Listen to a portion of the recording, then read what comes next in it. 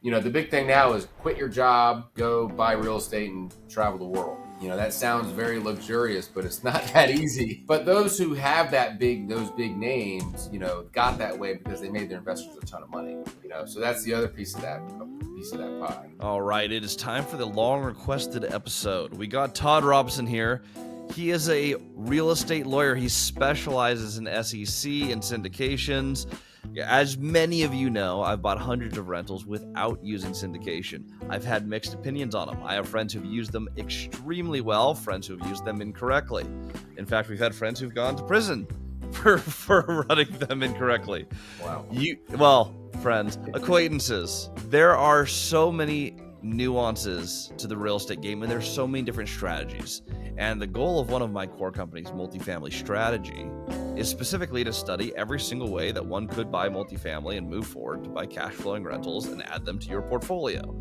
This is one method we don't talk enough about. And the reason we don't is because I am not the master of this space. So today we're bringing on Todd Robinson to the owner meeting, talking to someone who actually owns the law firm, owns an education system that has taken off for people trying to learn how to do the same thing. This is an owner who actually operates real estate, who does the legal side. If you are looking for the right person to learn from, always learn from the people who've done what you want to do. You're not going to get me to trust a lawyer unless he actually does the thing that I do. I love the fact that you own real estate, man. I love the fact that you own a lot of real estate. I love the fact that you've been doing this for a long time. I am super excited to have you on this episode. Todd, welcome to the pod. Yeah, thank you. Happy to be here. Okay, give us the quick backstory on who is Todd. You have multiple businesses. You have a lot of stuff that you're focused on. Your main thing, of course, being your law firm. But tell us a little bit about who you guys are and what it is that you do. Yeah, it's interesting. Someone once said, Todd, you're really just an entrepreneur with a law degree. And I think that's probably pretty accurate. I went to law school at Emory University School of Law here in Atlanta, Georgia. I graduated in 2012. And then really from there, bounced around at a couple of firms and got fired from one of the big firms I was at because I was tagged as a rogue employee because I was out there trying to hustle and build my own client base and not do the work of the partners. And so they didn't like that. So they fired me. But the firing was a blessing in disguise because it made me force me to start my own law firm after that, and was able to, clip $1 million my first year in that practice. So I've grown my law firm really from a laptop in my basement to, close to $10 million in revenue, over 25 employees.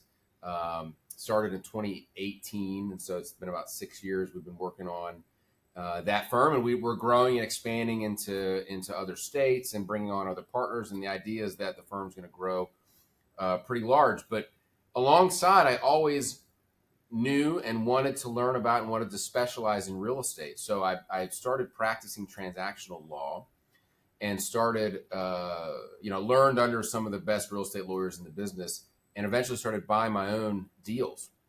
And so as I was growing my firm, I was growing my real estate portfolio at the same time, and ended up with about 750 multifamily units, 4 or 5 properties here in the Atlanta area, and have been invested in multifamily really since then.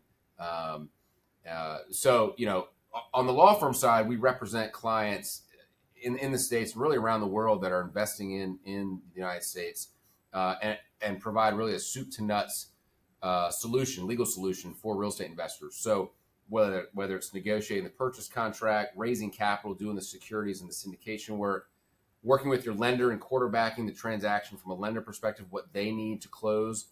And then we actually have our own in-house title company, which is another business I started. And that title company serves the needs of our clients and us personally as well. Oh, this is one of my favorite things that happen when you're doing business the correct way, is you have vertical integration, right? You get a business rolling and you focus on that business and you get it to, you get it getting its own momentum. And then there's going to be some service where you're like, man, it just makes sense to plug this into what we're already doing. And it's a natural expansion where That's you right. see guys like us, serial entrepreneurs, is where people go wrong is they try to do too many things. And they try to early on diversify into multiple businesses that don't really have anything to do with each other. Mm-hmm. You'll see this very commonly with people who've been in business a little while. You have the title company, you have the acquisitions company, you have the law firm, you have a few specialties. You may expand those specialties over time, but as your business grows, everything makes sense with the other pieces that you have. You're not pulled in 80 directions. All of your companies really pull you forward in one direction. You're just 100%. adding more fuel to the fire. That's So I right. love hearing that. It's funny. I had a 10 o'clock meeting, which was the sale of our 100-unit property in Carrollton, Georgia, that we purchased back in 2020 for 5.9 million bucks. We sold it for 10.5 million, and my firm did. Not bad. Yeah, we around $6 million of profit that we're going to share with our investors. Right, we have a profit split, and we can talk about that.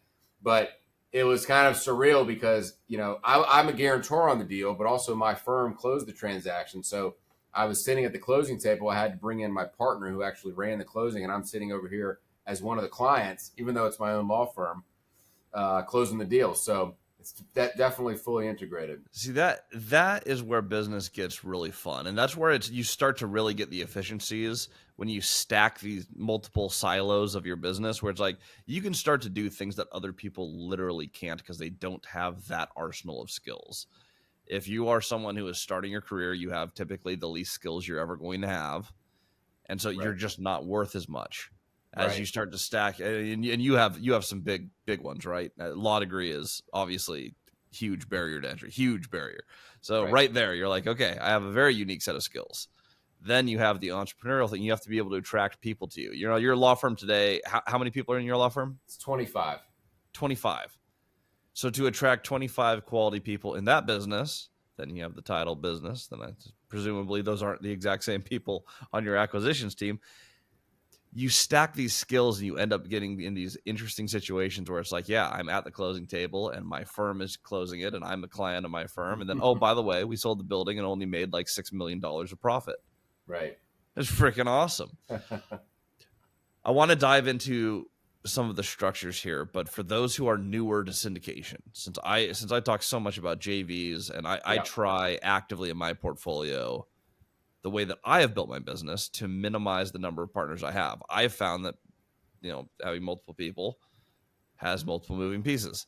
I've tried to minimize those. For those who go the fund route, who bring in, explain just in a nutshell, just so everyone's on the same page, if someone's new and listening, 101, how does a syndication differ from a joint venture when you're buying real estate?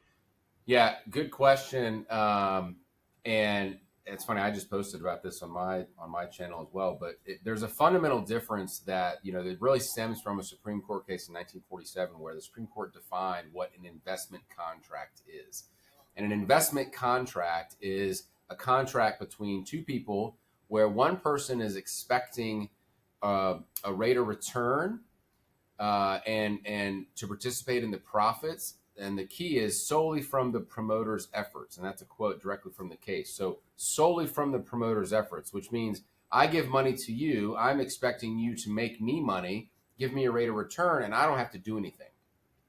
And so in the multifamily context, in the securities context, what that means is the sponsor who goes out and finds the deal, finds the broker, finds the capital, or finds the financing, puts the whole thing together.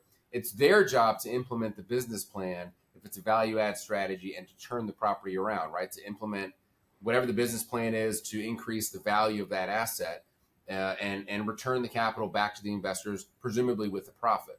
So if that's the relationship that you're in and the investors that you're working with have no active role in the business or the management or the company at all, then that's the definition of a security and definition of having to comply with securities regulations. So the big distinction, and I speak nationally on this topic at multifamily investment events around the country, but the big distinction is what is the active participation role of each member. And so we've done joint ventures that have 4, 5, 6 members of a company, of an LLC, and first it's member managed, so all the members are actively managing the property or the deal. You may designate a managing member, but still decisions are made like a majority vote type thing. that is a joint venture. But when you are taking, if it's a manager managed company, or you're taking investor capital and you're going out and making decisions and making money for them, that's where it's going to be a syndication, and you got to worry about securities regulations. So oftentimes when we're structuring these deals, you're doing a JV, you're doing a syndication. What is the actual burden of activity on the partners? I found often you have the deal finder, or the person who's in the driver's seat putting together the deal, tends to bring in partners who are effectively capital partners, but they want to structure as a JV instead of a syndication. They don't want to do the SEC filing. What Yeah, level of activity is necessary that's a for good. the, we'll call them in this case, they're general partners, but the capital partner versus the primary operator? Right, right. So if it's a relationship, well, in that sense, where a capital partner is bringing in capital, and the capital they're bringing in is going to be passive, then that is a syndication, right? In a Yes. nutshell. But if let's say it's four people, Mm-hmm. and one person is the asset manager, one person is is going to manage the closing, one person negotiates with the lender, and then one guy's the capital raiser. And the capital raiser, he's just he's the money guy. He's not going to go raise it from other people, but he's going to put in the money. But everyone else is not putting in any dollars, right? In that instance. Yes. So there's really no hard and fast rule as to what level of activity is required. The SEC, they don't give us the playbook because they want to keep their enforcement jobs, right? So they don't tell us the rules. We try to look in the tea leaves and the case law to see if there's any clues. But what I typically like to do is, if there's going to be a group that's going to purchase something and there's question as to what everyone's roles are, we create either a memorandum of understanding, or what we call is like a co-sponsorship agreement. And in that agreement, we outline exactly what everyone's responsible for. And so there, it's on paper. Now, we typically just put that in the top drawer and don't look at it again unless the SEC comes knocking. But in that instance, right, you can outline what the roles and responsibilities are. But, the biggest thing I would say is decision making. So you could be active in the role, but if you can't make decisions as to certain major events, in the operating company, then you're likely going to be passive. So when we structure joint ventures, we'll have a lot of times what's called a major decision clause, which means, hey, if we do these five things, we need everyone's approval. And that would be, buying something else, selling something, entering into a contract that, is for X amount of dollars, bringing on new partners, these kinds of things that are typically baked into the operating agreement. If that requires everyone's approval, then it's going to be a joint venture. It's going to lean towards joint ventures. Like when you contrast that with syndication operating agreements, the manager or the sponsor has full authority to do all that stuff on their own, because their job is just to manage the deal and they have full discretion. And that is a really important piece. And also it's going to go down, if we go down to like how things are even done at the IRS level and taxes, your activity as an LP, a limited partner, or a general partner can vary, like, depending on how you structure this, can dramatically change the tax benefits that are taken by each partner and how everything is distributed. It is important to select the right organization of your LLC for what you're trying to do. What I want people to hear here is, if you're doing a JV, you can't just raise capital, give yourself full control to pilot the deal, and then go ahead and run your LLC and get your investors a return. I see a lot of people pitch this of, oh yeah, no, just structure it, get your equity partners in, they put in the money, you do all the work, all the coordination. You can have one person who is the pilot and the architect of the deal, and that is fine. Decision making needs to be split among the partners. I would assign everyone some active role, a title. And again, it doesn't have to be the most involved, but everyone should have some role. You need to meet regularly, or at least quarterly, and keep minutes, so that you can go back in the event of audit and just say, yes, we're all active. Maybe we're not all equally active, but everyone is an active decision-making member who has some active role in the LLC. That is why it is structured the way it is. If you structure them as passive, and they're not supposed to be passive, you may accidentally be creating a security, which can open yourself up to a whole different set of regulations. Right. Todd, what happens in the event that we have accidentally created a security and something goes wrong? My understanding is the oh no that could kick in on this is Yeah. astronomically higher. Yeah, I mean that's a good question. I mean, a lot of people think syndication is a scary, way to go about it, but it's really not, because the documents are drafted to protect the sponsor, right? So the main document that we prepare is called the private placement memorandum. Sounds like a Mm-hmm. scary document, but I invented the term PPM CYA because it's a cover your ass document that really discloses all of the risks to your investors. So it says, hey, we may lose all your money. There may be a spike in construction prices, and labor is going to be too expensive for us to implement our business plan.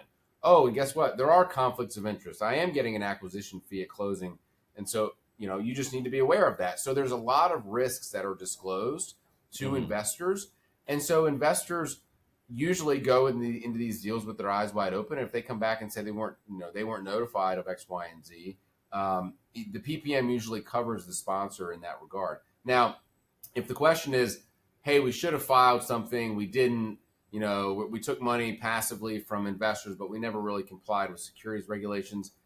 It's all good until it's not. And so if an investor, one of your investors, calls the SEC or calls the local state securities regulatory authority, they could open up an investigation. There could be some enforcement action. One of my slides when I present in this is actually kind of it's case studies from prior SEC enforcement actions. But a lot of those guys that they go after, it's like true Ponzi schemes, right? This is like, sponsor is taking money, and instead of investing it in the deal, he's going to pay his personal expenses and go off and put the money somewhere else. Things like that. Yeah. And that makes sense. And so what are the biggest red flags when you are structuring a syndication? What are the things that really can get you in trouble? Yeah. And I'm not talking like intentional fraud. That's obviously, but what are the things that people do innocently or mostly innocently that can really get you in trouble with the SEC if you're not putting this together correctly? So I would say misrepresentation, of the sources and uses. I have a case right now where I'm, suing somebody because he didn't disclose a $500,000 fee, finder's fee, acquisition fee in the offering documents. Well, that's a huge. That's a lot of money. That's a lot of money. It was a $12 million raise, but not disclosing those fees, or misrepresenting the projections and promising, you never promise anything in these documents. These are all projections, right? This is what we think is going to happen. Well, we don't know because it hasn't happened yet. So misrepresenting fees is a huge thing. Sources and uses of the capital is a huge thing.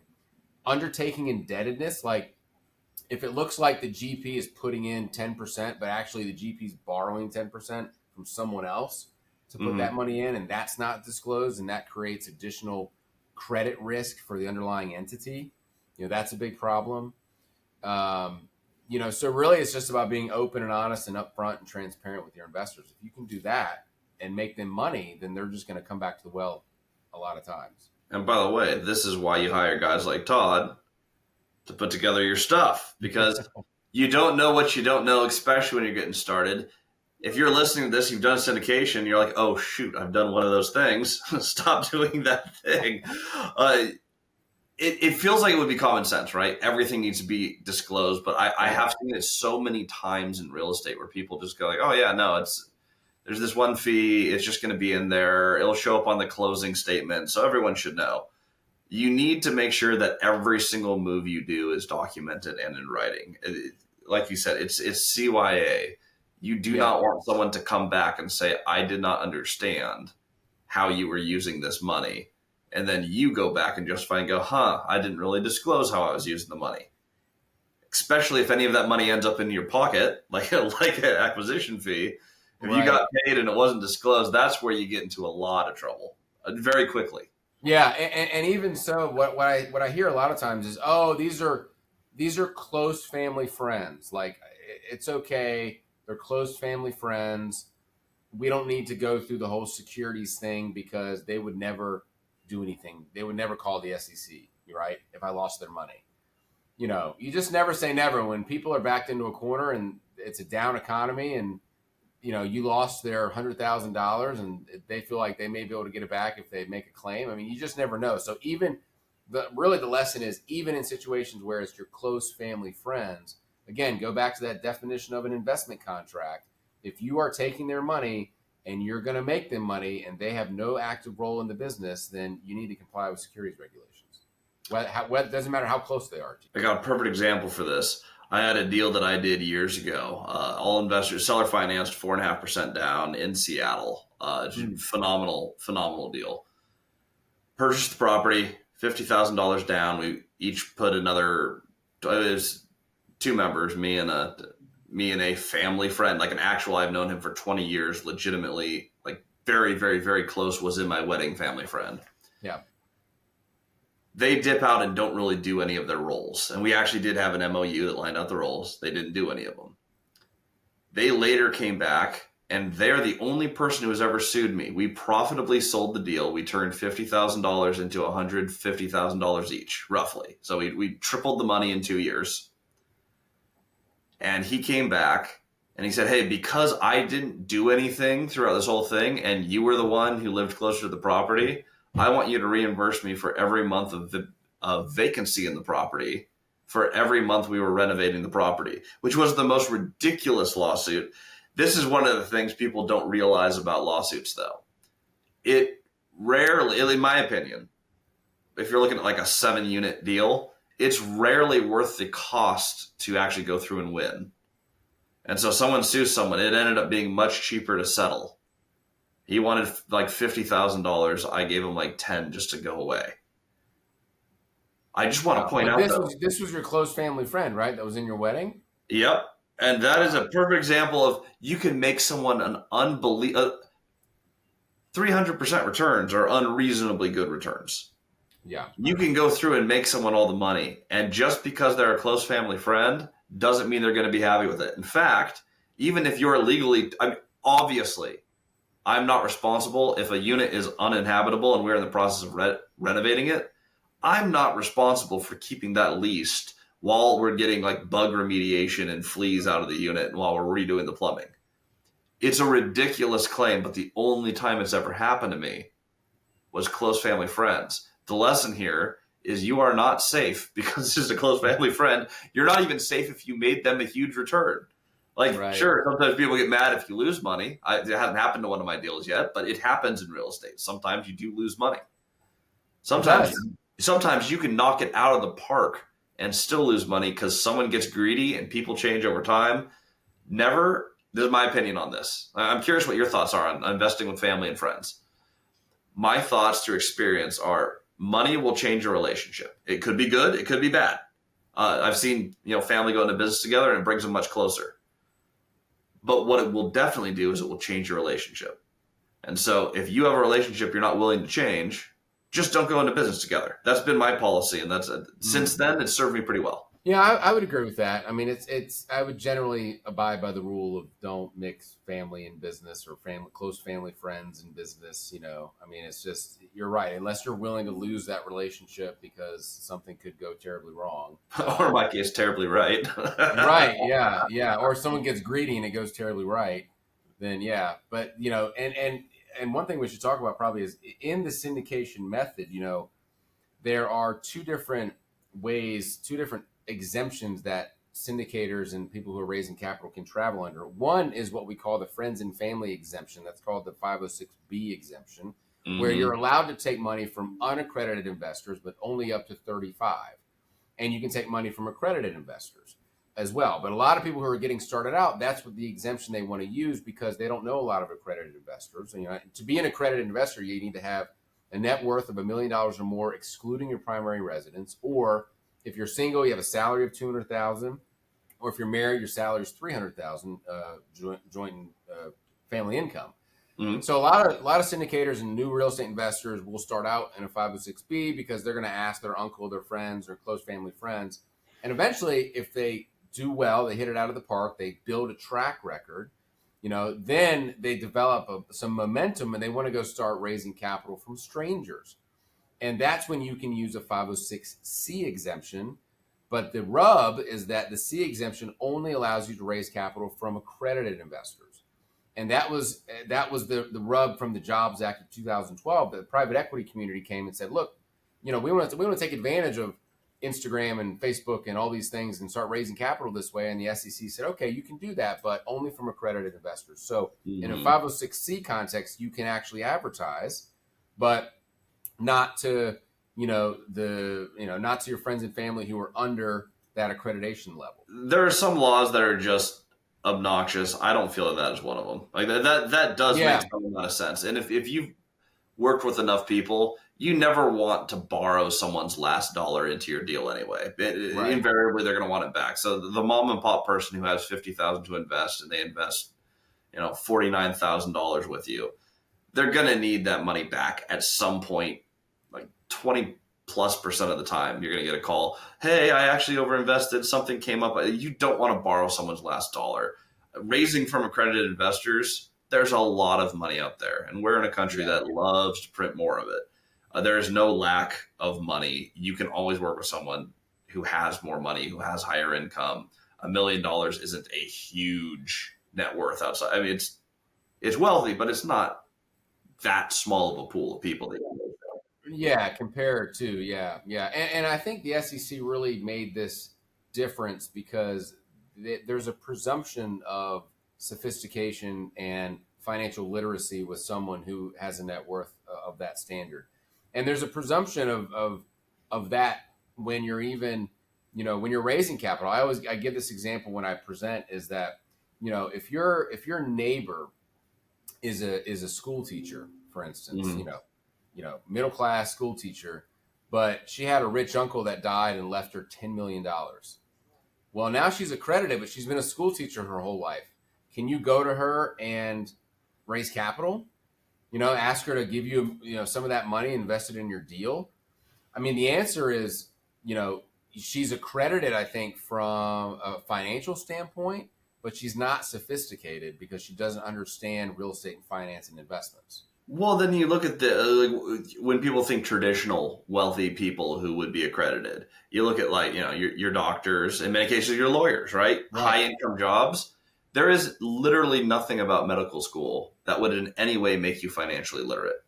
There's not one thing that you study there that has anything to do with investing. I think all it really does, which I still think is a good thing, but I think all it really does is say, hey, you're not going to raise money from poor people and just scam a bunch of people into the deal. Right. You're not going to take 100,000 people who have $5,000 and you're going to get them all to put all of their money into a deal. It keeps you from scamming people who truly don't have any money. But the educational burden or the hey, these people are likely to be more sophisticated. I've seen very few people less sophisticated with their money than doctors. Just as a general class of people, they seem to be the first ones to blow it on big houses and big cars and expensive vacations. Like they traditionally are actually terrible investors. Yeah. So I do find that the rationale doesn't make sense, but I think the net effect is you're raising money from people who have money to lose, and if you do your job right, you're usually going to be making the money anyway. Right, 100%. It's a healthier way to raise. It is, yeah. And, there's ways talking about structuring deals. And what prompted me was your comment about doctors. I've got a couple clients and students that will raise capital specifically just from doctors because they have a lot of disposable cash. And the way that we structure their deals, and this is actually pretty clever. I mean, we didn't come up with it, but there's a way to structure deals in a syndication where you can raise the capital to purchase the property. You can pay yourself an acquisition fee. You implement your business plan. And then at a certain level, you can refinance them out of the deal. And so then you own it 100% at the end of the day. And so we structure deals a lot of times where, say, the number is a 20% IRR, right? Internal rate of return. Well, if we can hit that IRR in year 3, then the way the operating agreements are drafted is like, hey, Mr. Investor, we'll give you all your capital back. We'll make sure we'll give you all the preferred return until you hit 20%. Then you're out of the deal. You're no longer a member of this company. And so a lot of our clients like that kind of structure because, they they get to then own the cash flowing asset free and clear from any investors after that. So this is one of the most important things people can hear. Anyone listening to this is one of the most important pieces of information. What syndicators have a tendency to do is they get addicted to acquisition fees and disposition fees. I'm not saying the good ones. I'm saying there's a lot of bad syndicators out there. Yeah. And they get addicted to what makes them money now, which is easy to do. They do as much deal volume as possible. They don't really care about their equity stake. So they end up with a low piece of equity in a whole lot of real estate. And this happens systemically. Mm-hmm. And it's because people are incentivized by money now more than they are by future money. It takes some discipline to wait, even though you get rich with the equity. People get addicted to, okay, how do I get money in the door right now? So you get a lot of syndication structured like this. The goal should be, can I get the real estate to buy the real estate? If you can raise capital for a real estate deal, successfully run it, get the investors the return they want, and then you own the real estate at the end, you didn't have to pay for it. You worked for it, and now you have an asset. You have 100% of the equity. This is what professionals do. It's the Burr method. It's like the bigger pockets. Yeah. Buy, refinance. You put money in, you refinance the money back out, you reuse the money. It's the same concept. The money comes in, you refinance the money back out. Instead of selling the deal or instead of recycling the capital, you're left with a much larger building. Syndication traditionally is done on larger assets. You're the owner, or your company is the owner of a larger asset, and really no money necessarily had to come out of your account. You worked for it and you got the equity instead of the cash. And that is a stellar structure. And it's good for people to hear. You can do this in a syndication just like you can in a JV, just like you can if you go buy a duplex by yourself. Yeah, 100%. Yeah, that Burr method in the refinance part of that method, you're refinancing it, but instead of putting that cash in your pocket, you have to have the vision that, okay, let me pay off my investors. And then the fact that I'm going to have this property for the next 20 years and pass it on to my children hopefully is more valuable to these investors or these sponsors and syndicators than the get rich quick. And you're right. I mean, syndicators really get paid twice. They get paid at the beginning when there's an acquisition fee, and they get paid at the end when you sell the property or you do a refinance and you get your promote, which can be, 20, 30, 40, 50%, depending on how it's structured. And so they have to, syndicators have to keep transacting to get paid. And so there is sometimes a misalignment of incentives. Are you transacting because you need to get paid, or are you transacting because you're working in the best interest of your investors? Those who do it well have a track record of success, are open and honest about their, transparent about their deals and communication. It's a great way to earn passive income and to build wealth for sure. Curious your thoughts on this. I had an event this week, and one of our speakers talked about syndicators, and he has a theory: the bigger the name of the syndicator, the lower the return. I'm curious your thoughts on that, and if you think that is why people would think that. That's interesting. I would. There's probably some truth to that. I think those who feel like they need to shout the loudest or may not be the best at their job. Because there's a lot of real estate investment companies out there that you've never heard of that are making double-digit returns on a daily basis that don't feel the need to go out and pry on, Instagram and Facebook and all these groups for those that are trying to, the big thing now is quit your job, and go buy real estate and travel the world. That sounds very luxurious, but it's not that easy. That's not how it works most of the time. So that's, I would, but those who have those big names, got that way because they made their investors a ton of money. Mm-hmm. So that's the other piece of that pie. It makes some sense to me. The best I can rationalize that is, if you want to get a deal to cash flow, your options are you borrow less money, which means it typically means you either get a better LTV or you put more into the deal, or you get a lower price in general, right? Or you borrow cheaper money. And so what happens is people get these big brands, and it's like, hey, people used to require X return, but if I have a larger audience, I can find more people who are willing to accept a lower return. That's something that I have seen in syndication. So take like a massive syndicate, like a big social media name. So we'll take like a Cardone Capital, and I'm not speaking to his returns specifically. I've never underwrote one of his deals, but if you have someone like a Grant who has a multi-million person platform, it stands to reason he has the option to raise at 10% returns, or he can get 1 million people to give him money and go, hey, you're going to get a 3% return. Yeah. Why would he's not incentivized to offer a higher return if he has people who are willing to give him money for a lower return? And now he can do deals that other people can't because the cost of capital is lower.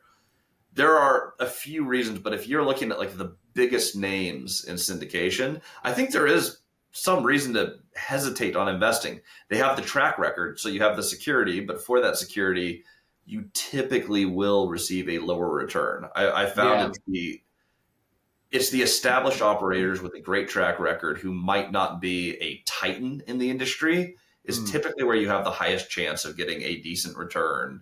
Yeah. Stably. Well, and the goal of every syndicator should be this. The goals that are the guys that are trying to raise capital, get started in multifamily. They start with friends and family. They may graduate to a 506C offering, and they're starting to get an investor database, and they can raise capital pretty easily, but you're still dealing with 100 investors, and that's just a lot of asset management that people don't realize. Like, you have the property management, but then you got to manage your investors. You got to deal with investor calls, quarterly reports, site visit requests, books and records requests, like all these things that investors are entitled to, they're going to be asking you for. So the more investors you have, the more, management responsibility you have as the sponsor. But the goal, I think, of every sponsor should be develop that track record well enough that you can then go find an institutional JV partner. And that is where the real scale happens. For instance, I know there's some of our clients have these relationships, and I know, I represent a lot of people, both on the family office side and the institutional side, where one sponsor can go and get, one family office relationship or one, life insurance company relationship where it's now you're not doing the syndication structure. You're doing the joint venture structure. It's just your partner is $100 million fund. And that $100 million fund is going to fund 90% of your capital for every deal that you go out and find, right? Now, when you get into really large numbers, the 10% of that is still a large chunk. And, you can still syndicate that piece of it if you want to have your friends and family investors. But the real scale happens, and I'm talking about, guys getting up into, 10, 20, 30,000 units. They didn't get there by syndicating friends and family and dealing with their 1,000 investors. They got there through true institutional joint venture relationships. And I have found that's consistently true. There are more than I think people realize. There are families or small groups that have hundreds of millions of dollars to deploy. And it's not until you get your deal size to a point where it actually even makes a difference to them, where you even have a chance of working with them. And that is a relationship game. So what a lot of people do is they'll go from, hey, I do smaller JVs. I cut my teeth on some smaller partnerships. We buy some deals.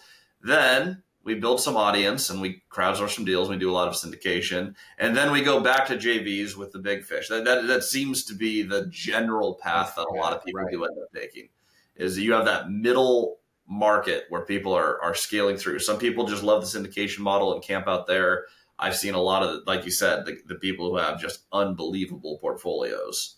Yeah. It tends to be at some point they go back to opting for less partners, more consistent partners. Yeah, say, hey, that's right. You have a ton of money. I have a ton of experience. Let's marry the two and just go take out let's go take out a city together. Yeah, exactly. And you mentioned something I want to make sure that the audience understands the distinction between crowdfunding and syndication. So crowdfunding is a separate type of securities offering under Regulation A. It's a completely different securities exemption. And that is almost like a public offering, like, almost akin to, a Tesla going public, because the Regulation A crowdfunding work, it takes 6 to 8 months to even do. And you actually have to go through the SEC and get approved to become a crowdfunding source for investors, because the SEC is really concerned about crowdfunding, because if that's approved, then you can take, accredited or unaccredited, and you can take, as little as $1,000 checks from people. And this is what Grant Cardone has done because he has such a large following. He created a crowdfunding model, and he was just raising capital from literal mom and pops based on his name and his social media platform. That's not syndication. Syndication is a different regulation. I would always recommend going the syndication route. It's faster, it's quicker. It doesn't involve the SEC except for noticing them that you're doing it. And my understanding is it's astronomically less expensive to set up. Yes. I mean, a crowdfunding deal, you're easily spending $50,000 on legal fees to go through that. Of course, it makes sense if you're buying billions of dollars of real estate. Like, $50,000, $500,000 is nothing. Right. You can spend millions and millions and millions of dollars if you have that size of scale. But yeah, for the normal person, and that's a really good point. Sometimes I do use crowdsourcing and syndication simultaneously because it's you are mass marketing. But yeah, on a technical level, you're absolutely right. You're not creating a literal stock that anyone could purchase like you would in an actual crowdsourcing deal. Right. So I know, like when I think crowdsourcing, I think like a Fundrise or something where anyone can hop on the app and anyone can put in any amount of money, as opposed to a syndication, which is traditionally you're going to be going out to accredited investors, putting together a specific fund with a specific purpose, knocking out a deal. And what would someone budget for the legal, if you're doing a general syndication? Let's say we're buying a 100-unit building. We're putting it together. It's a fairly basic structure. The GPs are going to own 40% of the deal. The LPs are going to own 60% of the deal. No amazing level of creativity here. What would one budget to try to get through the process, the legal process of putting together a syndication? Yeah, so we actually flat fee our syndication work at $12,500, and I think that's either probably below market from what other firms that I know charge. But with that, it is. We because we do so many of them, we're able to really be efficient with our work. But with that, we prepare the syndicated operating agreement, the GP operating agreement, the subscription docs, the private placement memorandum, the investor questionnaire. We do all the Form D filings with the SEC and whatever state securities regulation the investors are located.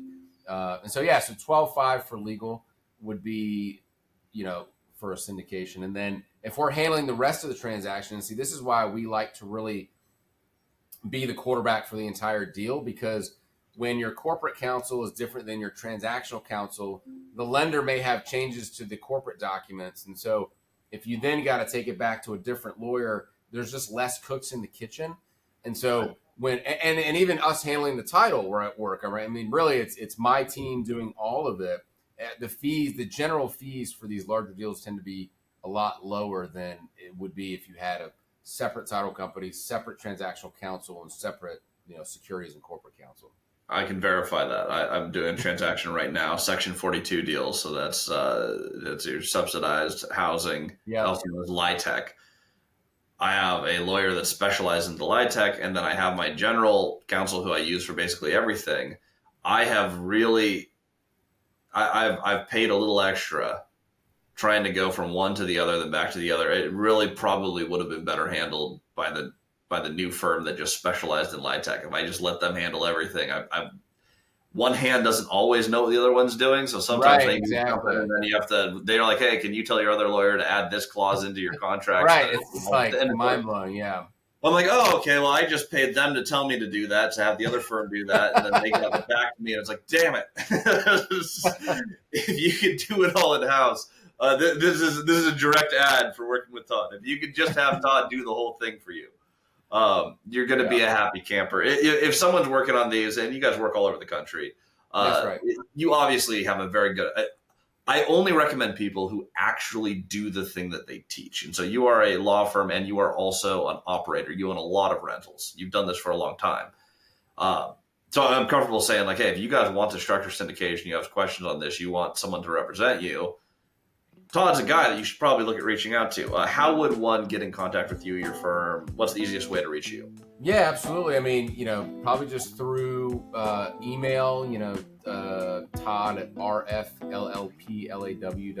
I mean, the name of the firm is Robinson Franzman.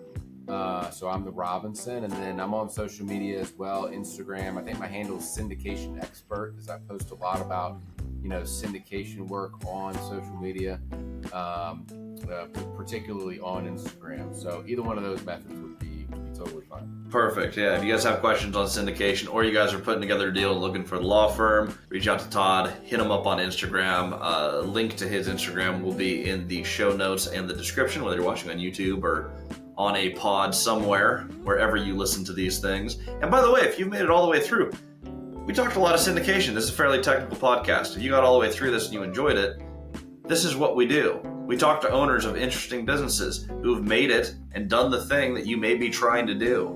If you have a takeaway here, you appreciated this, like, subscribe to the channel, listen for more. I'm doing the owner meeting for you. So just sit back, listen, enjoy. Thank you guys for attending today. We'll see you all on the next episode.